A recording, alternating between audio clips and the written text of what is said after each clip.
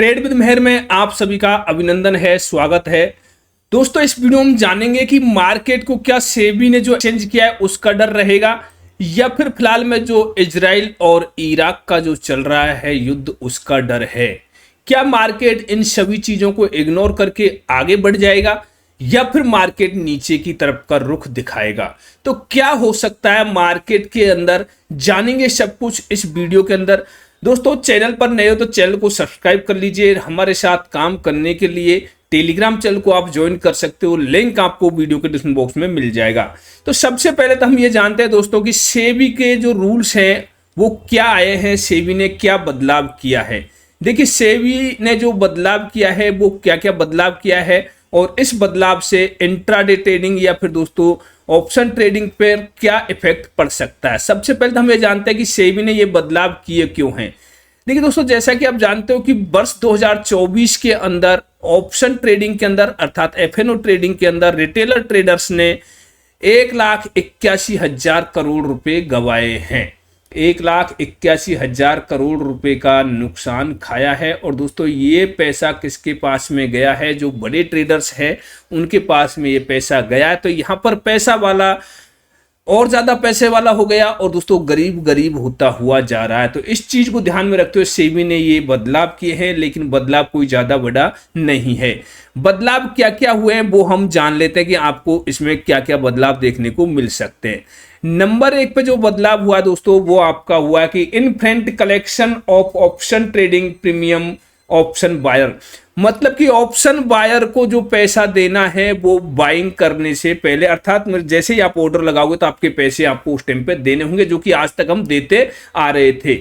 यहां पर ये जो मेन बात है मुद्दे की, वो बात ये है कि जो हम प्लज कर जाते थे, जो प्लज करते थे वो अब प्लज आपका बंद हो जाएगा। जैसे किसी के स्टॉक्स है अकाउंट में दोस्तों, उन अकाउंटों को आप अपने ब्रोकर्स के पास गिरवे रख देते थे, उसके बदले में आपको पैसे देता था, उससे आप ट्रेड कर सकते थे। लेकिन अब ये चीज बंद कर दी गई है। और ये चीज कौन करते थे? बड़े ट्रेडर्स इस काम को करते थे। जो छोटे ट्रेडर्स हैं, हमारे जैसे जो ट्रेडर्स हैं, वो तो हमेशा अपना ऑप्शन का प्रीमियम पे करता ही करता है। अब दोस्तों बात करते हैं रूल नंबर 2 की। रूल नंबर 2 क्या है? रूल नंबर 2 है दोस्तों remove of calendar spread trade on expiry day. जो एक्सपायरी डे के दिन कैलेंडर स्प्रेड जो लोग बनाते थे, कैलेंडर स्प्रेड कैसे बनता था दोस्तों, मैं आपको यहां पर छोटा सा विवरण बता देता हूं। जैसे मान लीजिए आज आपकी एक्सपायरी है और आपका मार्केट चल रहा है 26,000 पर।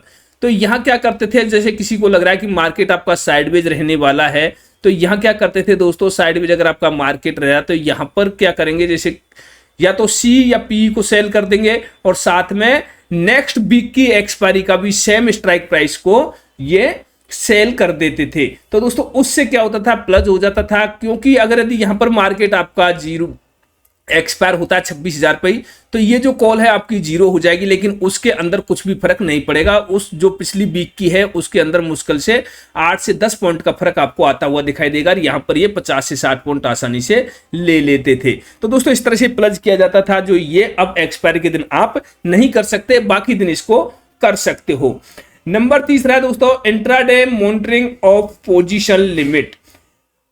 दोस्तों जो नंबर 3 रूल है वो है कि आपकी जो इंट्राडे आप ट्रेडिंग करोगे उस पर आपकी मॉनिटरिंग की जाएगी। 4 बार आपको चेक किया जाएगा क्या आपकी क्वांटिटी ओवर लिमिट तो नहीं जा रही है। ओवर लिमिट का मतलब क्या होता है दोस्तों, कई बार ये ब्रोकरेज हाउस वाले क्या करते थे, अपने पास जैसे आपके पास 10,000 रुपए है तो आपको 10,000 रुपए के बदले 20,000 रुपए फिर 30,000 रुपए का माल उठाने को दे देते थे और उससे आपको बड़ा लॉस होता था। आपके पास पैसे कम थे लेकिन ये लोग आपको मार्जिन देते थे, जिसके कारण आप बड़ी क्वांटिटी उठाते थे और उसमें आपको बड़ा लॉस मार्केट में देखने को मिलता था।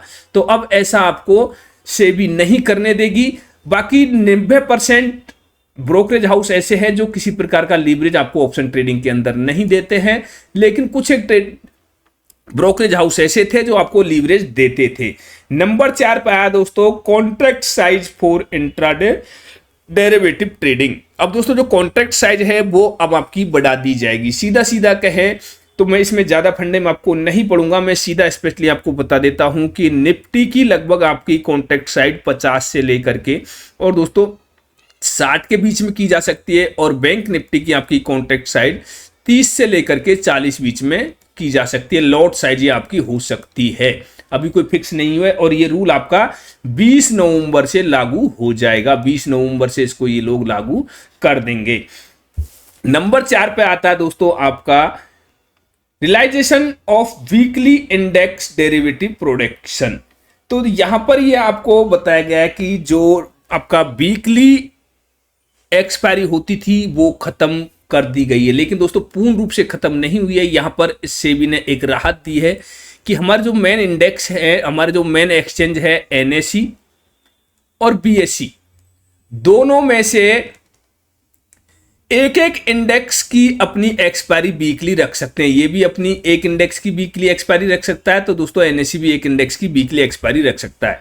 अब तक एनएसई 4 इंडेक्सों की वीकली एक्सपायरी रखता था, तो अब ये 3 इंडेक्स की नहीं रख करके सिर्फ एक इंडेक्स की रखेंगे, या तो बैंक निफ्टी की रहेगी या फिर निफ्टी की रहेगी। इधर से या तो निफ्टी एक्स की रहेगी और या फिर दोस्तों सेंसेक्स की यहां पर आपको वीकली एक्सपायरी होती हुई दिखाई देगी। अगर यदि यहां से बैंक निफ्टी रखते हैं तो यहां इधर सेंसेक्स आएगा, और दोस्तों यहां से निफ्टी रखते हैं तो यहां हो सकता है कि ये बैंक एक्स को लेके आ जाए। तो ये हुआ नंबर तीसरी। जो नंबर 6 जो इन्होंने रूल निकाला है दोस्तों वो है कि अगर यदि आप एक्सपायरी के दिन ऑप्शन सेलिंग करते हो तो आपको 2% ज्यादा मार्जिन देना होगा। कितना परसेंट? ओनली 2% मार्जिन ज्यादा देना होगा। जैसे मान जाए आप एक लॉट को 1 लाख रुपए में सेल कर पाते हो, तो दोस्तों उस टाइम पर आपको एक लॉट को सेल करने के लिए 1,02,000 रुपए की जरूरत पड़ सकती है। तो ये रूल बदलाव हुए हैं, कोई खास बड़ा फेरबदल इसके अंदर नहीं हुआ है। तो अब क्या इन रूल्स के कारण मार्केट नीचे आ सकता है या फिर ऊपर जा सकता है? दोस्तों ऐसा कुछ भी नहीं है, इस रूल्स का मार्केट के ऊपर कोई भी इफेक्ट आपको पड़ता हुआ दिखाई नहीं देगा। क्यों नहीं देगा? क्योंकि मार्केट ने समझने को सोचने को टाइम दे दिया है ट्रेडर्स को। तो जो सेबी ये जो रूल्स लेके आई है ऑलरेडी कल लेकर के आ गई थी, तो आज का दिन पूरे दिन लोगों को सोचने को टाइम मिला है कि इसका क्या इफेक्ट हो सकता है।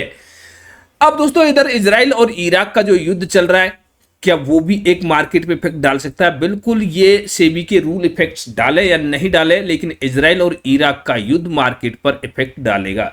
यदि मार्केट यहां से नीचे जाता है तो ये मत सोचना कि ये मार्केट के या सेबी के रूल्स के कारण मार्केट नीचे जा रहा है। दोस्तों ऐसा नहीं है। यदि मार्केट नीचे जाएगा तो आप ये समझिए कि इजराइल के युद्ध के कारण मार्केट नीचे जाएगा। अब आपको कल क्या करना है मार्केट के अंदर, देखिए कुछ लेबल्स मैंने आपको ऑलरेडी लगा रखे हैं। वीडियो ज्यादा लंबी हो जाएगी इसलिए मैं लेबल्स ऑलरेडी लगा के मैं रख रखे। बैंक निफ्टी के अंदर दोस्तों आपको 25,000 और 740 का एक इंपॉर्टेंट ट्रस्ट सपोर्ट बनता हुआ दिखाई देगा। ये आपके लिए एक इंपॉर्टेंट सपोर्ट है। और मार्केट अगर यदि ये सपोर्ट के ऊपर ओपन होता है दोस्तों और यहां से नीचे की तरफ जाता है तो आपको डेफिनेटली पी के अंदर पोजीशन लेनी है। यदि यहां से ऊपर जाता है दोस्तों आपको रुकना है, ऊपर की तरफ आपको ट्रेड बनाना है। कब? 25,900 को जब ब्रेक करेगा तो आपको ऊपर की तरफ का ट्रेड बनाना है। निफ्टी के अंदर सीधा साधा फंडा यही है और कुछ भी इसके अंदर नहीं है दोस्तों। सेम इसी तरह से आप बैंक निफ्टी के अंदर भी ट्रेडिंग कर सकते हो। वीडियो ज्यादा लंबी हो जाएगी, आप वीडियो को नहीं देख पाओगे, इसलिए मैं वीडियो ज्यादा बड़ी नहीं करूंगा। मुझे पता है कि आप लोग वीडियो देखना पसंद नहीं करते हो, आपको छोटे टाइम के अंदर सब कुछ चाहिए। तो दोस्तों हम बैंक निफ्टी की किस तरह से प्रेडिक्शन करते हैं वो आप और भी हमारी वीडियो देख सकते हैं, उसी तरह से आप आज की भी प्रेडिक्शन आसानी से देख सकते हो। लेवल्स अपने हिसाब से निकालिएगा दोस्तों। एक बार बताइएगा कि मार्केट किस कारण से ऊपर या नीचे जा सकता है। वीडियो अच्छी लगी तो प्लीज वीडियो को लाइक जरूर कीजिएगा, चैनल को सब्सक्राइब कीजिएगा। फिर मिलेंगे अगली वीडियो में, तब तक के लिए जय हिंद।